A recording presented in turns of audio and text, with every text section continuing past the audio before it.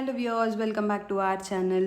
ఈరోజు నేను ఒక బ్యాక్ డ్రాప్ చేస్తున్నాను, ఇంట్లో డెకరేషన్ అనమాట. ఫస్ట్ ఆరెంజ్ వేసాను, నాకు నచ్చలేదు. నెక్స్ట్ వైట్ క్లాత్ వేసాను, దాని మీద ఒక బంతిపూల దండ తెచ్చుకున్నాను, దాన్ని కట్టేశాను. మధ్యలో చూసారా, బంతిపూల దండకి దానికి మధ్యలో ఖాళీ ఉంది. ఏం చేయాలో అర్థం కాలే, ఇంకో దండలే.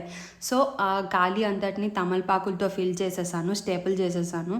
అండ్ అలాగే బంతిపూల చివరన చాలా ఖాళీగా ఉంది కాబట్టి హ్యాంగింగ్స్ రెడీ చేసుకున్నాను నా దగ్గర ఉన్న ఫ్లవర్స్తో. సో హ్యాంగ్ చేసేసరికి ఆహా ఎంత కలర్ వచ్చిందో చూసారా. మధ్యలో ఏం చేయాలి అని ఆలోచిస్తుంటే ఓంకారం సింబల్ డ్రా చేశాను. వాటి మీద ఇది చూసారా ఫ్యాబ్రిక్ గ్లూ, అండ్ ఈ బాల్స్ ఉన్నాయి చూసారా, ఇవి క్లాత్ మీద ఫ్యాబ్రిక్ గ్లూతో స్టిక్ అవుతాయి.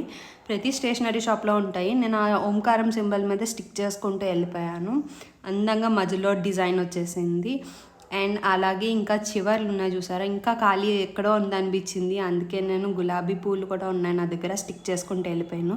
ఇంతకీ ఈ డెకరేషన్ అంతా మన అమ్మవారి కోసం, వరలక్ష్మి వ్రతం కోసం ఎలా ఉంది చెప్పండి.